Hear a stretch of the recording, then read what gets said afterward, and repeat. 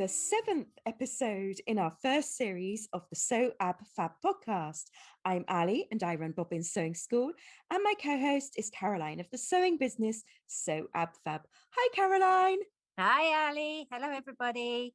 So in our podcast, we introduce you to guests that are integral to home sewing or have connections to the sewing industry. Many of our guests have small to medium-sized sewing-related businesses and or provide necessary resources and products to help you as sewers. That's great, Caroline. I hope you've had a good week. Now we're all up and sewing. I mean, we're all up and workshopping, aren't we? We are. Everything's opened this week. So classes are starting, which is exciting. Can't wait to get people into the studio and to get that buzz back and that feeling of community. I mean, I don't know about you, but that's one thing that I've really missed is, although we've had online community, we haven't had that face-to-face community. No, it's nice to see proper faces, isn't it? Nice to share skills and actually hear what people have been making. So that's always exciting. Yeah. And actually it's lovely to see them come in and relax. Yes, definitely. You know, yeah. So no, that's nice. Really good, and especially as we've had a funny season of April showers in May, it's great to have people coming back into the workshops, just giving us something out of the rain to do. I know, exactly, back indoors. Yeah, I have to admit I haven't been at the allotment so much this week. It's been dodging showers. I obviously go up to do the chickens, as everybody knows, but it's been short and sharp and in and out, and definitely. But yeah, just so much to get ready here in the studio, and so it's taken up a bit of time. Yeah. Oh, well, that's great. Well, we've got a great episode for you today. So we will get on and introduce you to our guest. So today our guest is Mark from Pattensy. Hello and welcome. How are you, Mark? So far, so good. Thanks for asking. Brilliant. Okay, but I'm smiling inside. As we mentioned, you are the owner of Pattensy. Please could you tell us and our listeners what Pattensy is? Pattensy is what you would create if you said to yourself, what is absolutely nobody else done, we'll do that. We print sewing patterns, the short version. It's all we do. We do nothing else except print sewing patterns. Really, it's that simple. How we do it is complicated, but that is it. It's the only thing we do. We do it all day, 7 days a week. Oh wow! I know it's quite a new thing that's happening with independent patterns, isn't it? So we know firsthand how fabulous Pattensy is, but who actually gave you the idea for Pattensy? My ego. Yeah, I'm serious. I'm fantastic. But that isn't. It's one is driven by whatever, and I got it in my head. We'd retired. I think by that point we'd retired about 3 times. And I decided I wanted one more go at starting from scratch. Brilliant. And we had a background in various things which included different forms of printing. And it cogitated for some years. Yes. Working on it, different bits and having a go at this, that and the other. And we actually launched on, I think it was the 1st of October or 1st of September in 2017. We went public. Brilliant. But little known fact, we didn't actually set out to print on paper. The first thing that we did is we developed a system for printing toiles. Yes. So we could digitally format a pattern and print onto a very light fabric. Yes. Non-woven fabric. In other words, what we did is we went to the most extreme. What is the thing that no sane person would ever do? Well, we did that. And that's called toilery, although that's never done anything because we thought we'll do paper because that's a bit normal. And then once we got people buying paper, we'll do the toiles, and we never got back to toiles. Oh, gosh. I know that you collaborate with various pattern companies. Did you start out the business with that intention? Really, one brand in particular was pivotal. I started sending samples to an American brand, probably one of the larger independent brands in America, and saying, look, this is what we're doing, And the guy instead of just shutting it down, he just keeps saying, no, you're not there yet. Keep sending it, keep working, but you're not there yet. This went on for years. So he saw there was potential and he Exactly. encouraged you, yes. And interestingly, the he is sort of relevant because this is I'm guessing statistically about a 99.999% female market world. Yeah. And it was him and his wife ran their business. She was the designer and he did the business side of things. And we didn't choose to send it to a man. We sent it to the company, and that's who ended up with it. And he just, as long as he was saying, you're not there yet, it was an open door. Of course. And we then progressed and got better and took on board what he said. And we actually opened for business the day after he sent the email saying, you nailed it. Brilliant. We're in. Brilliant. So it was certainly something we saw as in what we wanted to do. We haven't achieved anything as much as we'd like to, but there was no question we were going to do it for end users as well. But to get, I won't say leverage, but to get the backing of a brand gets you immediately past a lot of hurdles with people who don't know you. Oh, well, but they know so-and-so. Yeah. Fair enough. Yeah. Which, as I understand it, is pretty much the way the social media works, is you follow the people that are followed by people you follow. So is a lot of your work for the brands still, or do you think that you've got the dressmaker at home as your main customer now? I think the dressmaker at home is the main customer. We work with brands, but not in the way we'd originally imagined. We'd be printing in bulk for trade customers. Right. That has not manifested, no. But we work with brands. So, yes. For example, for any brand, we will run a completely free pattern tester program. Brilliant. They've got pattern testers, they send us the addresses, they send us a pattern, we mail it and print it and mail it worldwide, no charge. And that's just a sort of a community feedback. That's amazing. Do something back.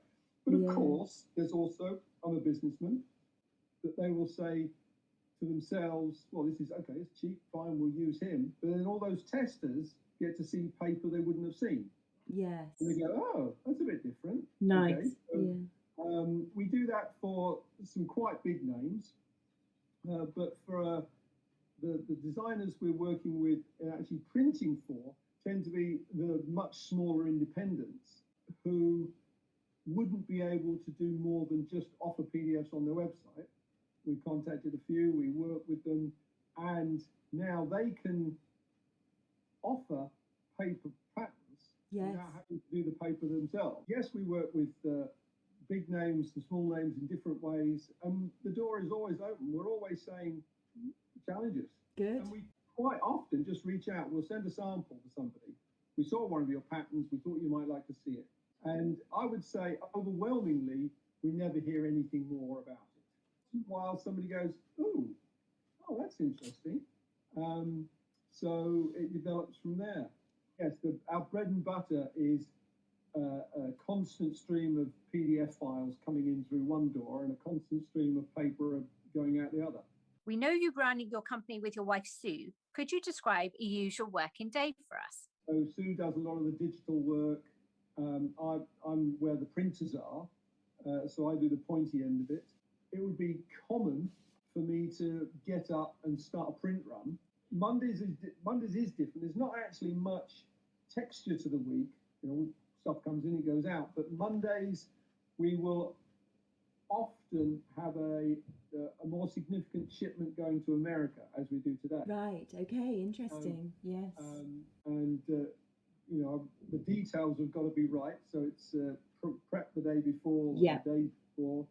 But the cutoff was midnight Pacific time last night. Right. So we wake up this morning, and we're either going to wake up to one small extra order to stick in, or somebody says, "Oh, could you do these 42?" So there's a certain sort of how can I say, nervous edge to waking up on a Monday morning. Oh, bless you. So obviously, we are still fairly new as consumers to sending off our download to you to have printed off. So are there common problems that we make when we order patterns from you? That's something that I'd like to know about. It's this is not about patents. This is anybody's patents. Everybody charges by the sheet. Mm-hmm. How many A4s, how many AOs? Spend a significant proportion of our time explaining to people that a pattern with 2 AOs isn't £2.50 a pattern, it's £2.50 per sheet. Yes. And so that key concept seems to be tragically not well known. It feels to me, and obviously I can't now guess what it was like before I knew this, but it seems to me like if you two were just chatting to each other and one of you asked, the other one would say, well, yeah, of course, but there's more than one sheet in that pattern. But you go online, you're focusing on I want this delivered as quickly as possible. You click the nearest button, and the next thing is a series of phone calls and emails between us and the customer saying, yeah, but you understand that that's not quite how it works. You're only going to have a left leg and a right sleeve, left leg and a front. You're not going to have the whole pattern. And I'd frame this not so much as us, this industry having a moan, but the thing that would significantly improve most sewists' experience with this, as you say, relatively new world of having PDFs sent off and printed would be that understanding, that point. I know the maths. Yes. I don't have to, but there are A4s, there are A2s, there are A1s, there are AOs. There's a relationship between those sizes.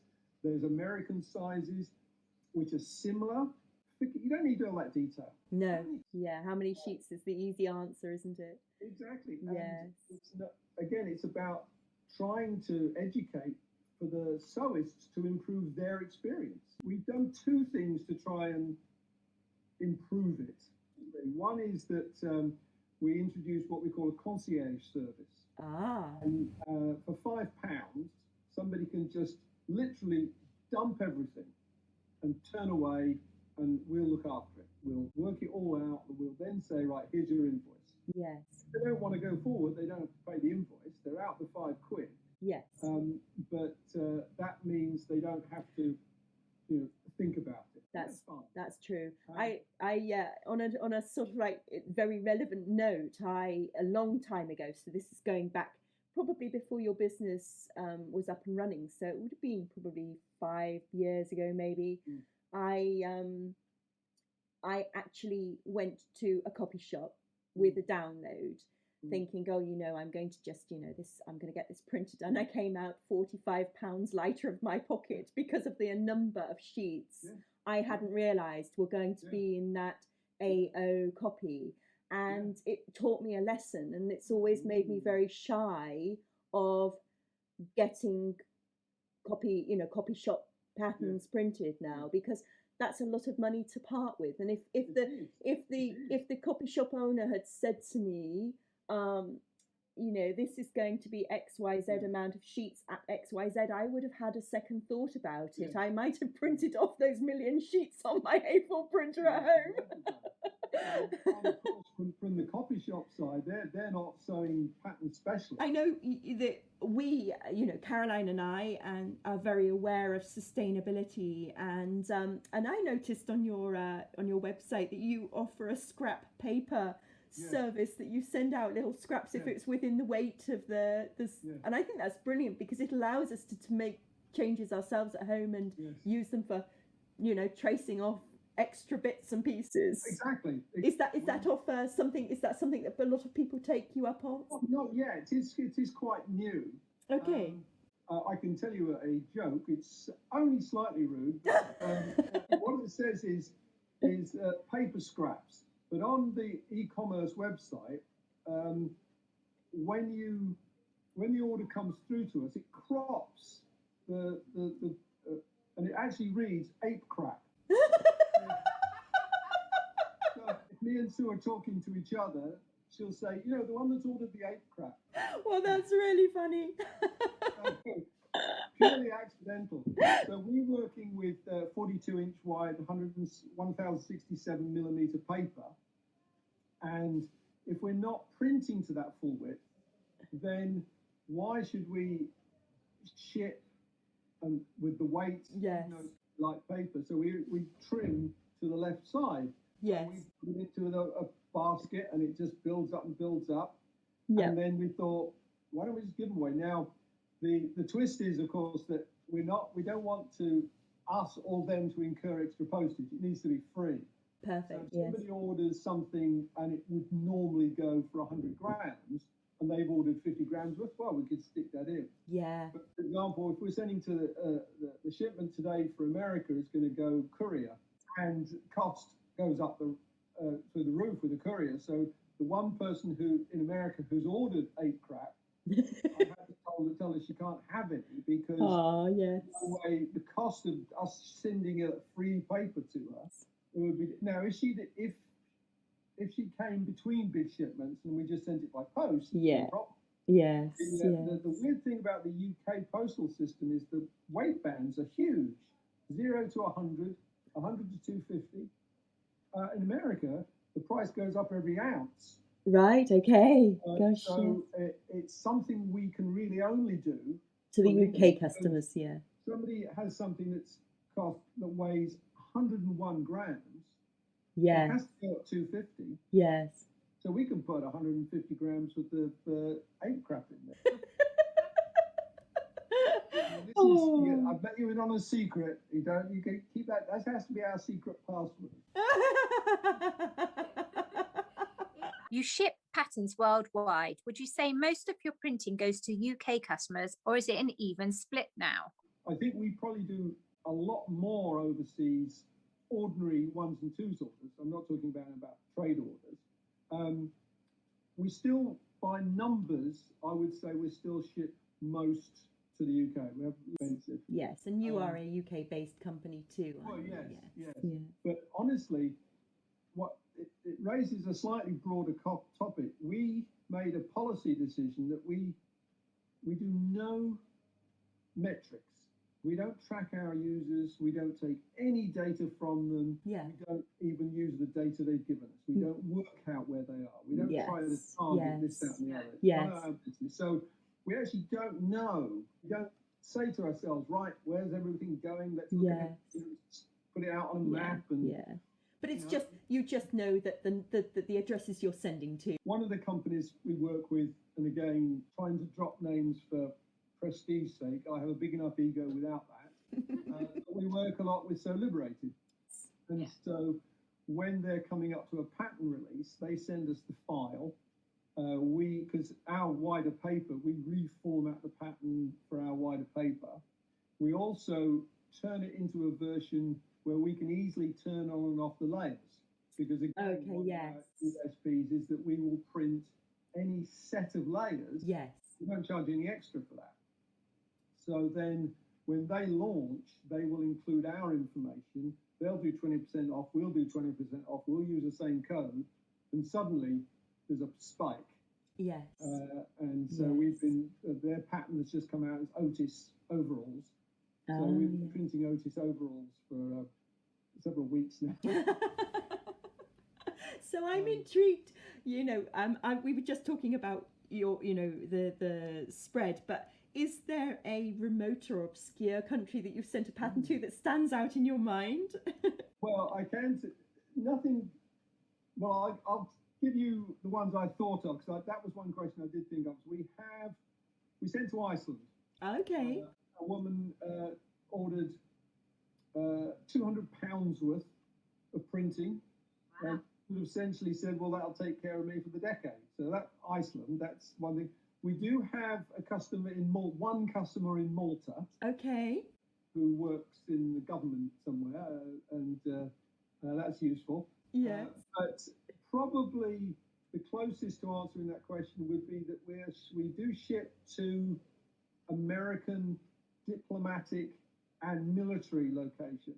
Oh. And the reason we know that is because they go through the diplomatic and military mail system. I think we've had one order from all of South America. Right. Okay. We get, comparing America to Canada, for example, we get very few Canadian orders. Oh, interesting. We've never had an order from India or China. I Right. think we had one from Hong Kong. Okay. China, people aren't, making their own clothes. They just go out and They take a garment to a tailor. They go back the next morning and it's made. or they buy new. I mean, we were in China for 8 months in 2016, and it was very interesting to be able to sort of study the society. And it's a consumer society. Yes. The idea of making something was a bit sort of alien. Yeah. I'll tell you a sewing story mixed with China. We were on a 3-day train journey, and we love trains. We don't take the fancy chairs. We go in there with the rest of them. And Sue was making me hand stitching a shirt out of cheesecloth. She managed to find some cheesecloth in the local market. We were going somewhere. It was getting hotter. I don't take the sun very well. So she was making this extremely lightweight cheesecloth shirt just so I didn't burn. Yeah. And 3 days. And the women are watching, and going past. And then eventually one stops. And eventually they're sitting around, no language between us. Sue's sort of showing techniques with the needle and all the rest of it. And they think it's hilarious. Touring opens up conversations on trains. Yeah. Yes. Lovely. Oh, that's fabulous. So I see that from your website that Pattensy is a business you both have created since retiring, and you did touch on that. You said about 3 times you retired, and you describe yourselves as entrepreneurs, which is brilliant. I started at about the age of 14 when the neighbours all bought a lawnmower between them, and I had the bright idea of being the one who provided the labour. So in terms of sort of quote proper businesses, I lived in America for 11 years. That's where probably it started for me, and I can't think of them all, but very heavily involved with the distribution of phone books. In America, that was huge. Wow. And even when I came back and then met Sue, I still got contracts. And so occasionally me or both of us would go to America and deliver phone books. Okay. Great way to travel. Well, you see the world. Every mailbox in some rural area. And wow. Wow, You have to slow down. You can't go fast. When I first moved back, Sue was working as in management in a charity. She was a volunteer manager of a charitable organisation, and so my pitch was, well, if you're going to work for free, why don't you work for me? with me. Yes. And so what did we do? I don't know if we were doing immediately, but we worked with Toyota to introduce the world's first desktop embroidery machine to the UK. Okay. We were heavily involved with the Beanie Baby thing. Oh my gosh. We were a supplier to the trade of Beanie Baby stuff. Okay. That was probably the biggest we got. But ultimately, we learned so many lessons. One of which is the fact that you've got a gazillion in sales doesn't mean you've made any profit. No. I think Caroline and I agree with you there. We retrained as teachers. Yes. And Sue retrained first, and then I did, and we taught. We also had. Do you know the phrase "big pond, small fish"? Yes. Okay. Well, we're always small pond, big fish. Okay. So we try to find a niche we can apply something extra, but also that it would be difficult for someone to compete with us because, for example, we landed on a particular type of headphones, in-ear things. They were from a, not a junk company, but they were from a company that was just mass market. But in the forums of the sort of hyper audio experts, people were just raving about this product. What do I know? But anyway, we managed to get into that and contact the company and bought enough to get an account and all the rest of it. So we were, they were going out through eBay. But yeah, it's one thing after another. But each time it's like, well, we were loom builders. Sue's a professional weaver. Yes. So we built looms. An American company would sell a loom over here, and we would go and build the thing. Brilliant. Yeah. Where do you see patency in the future? What are your aspirations for your business? Well, I think one of the lessons we've learned is that it's pretty good just to aspire to still be here in a while. Yeah. You don't have to always be expanding. You don't always have to be exploring your way into new things. What we do, and I'm quite willing to be challenged by you or anyone else on this, what we do, we are the only persons that do the way we do it. We just try to do that as well as we can. For example, through this, reach new people. Yes. We actually, if you like, have a sort of metaphorical open door policy. What we want is someone to come in and say, I bet you can't do this. A challenge. You like a challenge. And somebody came to us and said, you know what long arm quilting is? Yes. Well, I didn't know before this, but could you do a such and such? And we thought, right, we could do this. Yeah, we could do that. We could print them X wide and 10 meters long. Yes. It's not gone anywhere yet, but it's that sort of thing. So that's what keeps it exciting. Yeah, exactly. Yeah. And so we really want people to be banging on the door. They haven't, but I bet you can't do this. Well, I'm intrigued, Mark. How many printers do you have? We run. This is not office printers or all the rest of it. This is the pattern printing. We run 4 simultaneously. Gosh. And we're talking about things that will print 42 inches wide. They're modified to take much larger rolls of paper. Wow. So we can run, longer. There's no limit to the length we can print at any one time. I actually spent 2-3 years trying to find a machine that could fold our paper, and still haven't made one or found one. Oh. And, some of the mechanisms I built to try and make it. Yeah.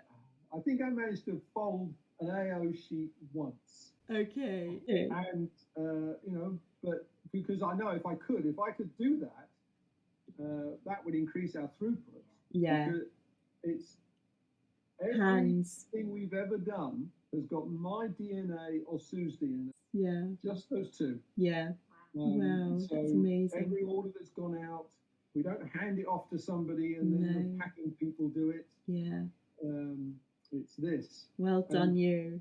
And there's something about, something very old school about saying, I have it at my fingertips. I don't look at a book. Yeah. I can, I test myself. I listen to the printers. I turn away from the printers so I can't see them. Yes. And I say, what's it doing? Yes. How long have I got Yeah. before I have to get over there because the cut's going to come and that paper's going to hit the ground. Yeah. And, you tune into your printing. Try to. Yes. And I get that it sounds childish to me, but, No, I think it's running classes, we are tuned into our sewing machines, and the minute something goes wrong, we are on it. The actual student may not know it, but you're there because you know something's not quite right. Yeah, brilliant. So Mark, you sound like extremely busy people, especially, home life as well is extremely busy for you both. But do you ever manage to switch off and do anything different for yourself? I'm going to seem like I'm not answering the question, but you'll get there in the end. Patsy isn't the legal company name. The legal company name is Summa Ajiva Limited. Summa Ajiva means right livelihood, means how you earn your living, not be harmful. And so one of the things that I do is I go off I'll be going off in June and again next year to on a long meditation course. Right. So, Yes. you know, a couple of times a year I'll go off for a whole month and meditate. And Sue tries to get us out of the house at least every other day for a walk in the countryside. So where do you go to do your meditation? I mean, obviously you can meditate at home as well as you can anywhere else. But my daily meditation, yes. I sit here. But there are centres around the world. I started in 81, and I spent, in fact, if you've time for it, how me and Sue met. I used to work in America, and then in the winter, I'd go to India. Okay. And I'd go via England, so I'd come see my family, and then go on to India, spend the winter in India, then do the whole thing in reverse. So, been a vegetarian for a long time, and so my mother would say, right, well, what's he going to eat when he gets here? And she looked in the local paper, this is in Yorkshire, and there was a company that provided vegetarian sort of meals. And this was a company run by Sue and her 3 friends. And then one time when I moved back from America, I was living at my parents' house. They were in Spain. They were having the kitchen redone, so there was no kitchen. So I thought, well, I'll order from those people. And that was the first time I actually met Sue, and she actually delivered food. So, oh, that's lovely. And the rest, they say, is history. Thank you, Mark. That's very insightful. I mean, I personally had no idea how patency worked. I think it's fantastic that we can now send our PDF files off to someone and get them printed on A0 on proper pattern paper, and save us the hassle of printing all our individual sheets and sticking them together. So thank you for taking time out to chat to us today. Are we going to do an offer for your listeners? That would be very kind. It's a tough one. Okay. Okay. There'll be a code, and the code is, you're going to answer 2 questions. Right. How many A4s in an AO, and which country deserves the most credit for the establishment of the metric system? Okay. So it's number, name, no spaces, okay? And that will get them 10%. Okay. Thank you very much. What about you two? Come on, what's the answer? Do you know, I'm going to have to give that a thought, actually. Too late. So, Caroline, have you got any clue about those answers? No, Ali, I think I'm going to have to go away and have a bit of a think. Well, Mark, thanks. That's brilliant. So if you didn't quite catch the question, we will have it in our show notes at www.soabfabpodcast.podbean.com. But the question was, how many A4 sheets of paper in an AO, and which country deserves the most credit for the establishment of the metric system? And that offer will be valid for 10% off any printing at pattensy.com, patternsy.com, until the 28th of June 21. So next week, we will be talking to Emma and Tracy. So Emma and Tracy are great friends of ours, and they have a YouTube channel called Curly Seams. So they do a podcast on YouTube. So it's a visual podcast, and they show you all their makes and what they've been up to. So they're very brave, but they're great fun. And they have had a really interesting journey through their sewing careers. So they're cousins, and they both found quite late on that they had a shared interest in sewing, and they both actually lived stateside. So what they found was that the patchworking and quilting that they did there, they really enjoyed, and it grew for them, and they brought it back to good old England and have been sharing their knowledge, great knowledge, ever since. So do tune in next week. We'll be talking to Emma and Tracy of Curly Seams. You can actually look them up if you want to beforehand. They're great fun. So I'm sure we're going to have a lot of giggles. And if you enjoyed our podcast, please do subscribe. You can find our show at www.soabfabpodcast.podbean.com, and you'll find links there for our websites, social media links, and all the information that you want along with previous episodes. We look forward to seeing you. So in the meantime, happy sewing. Happy sewing. Bye. Bye bye.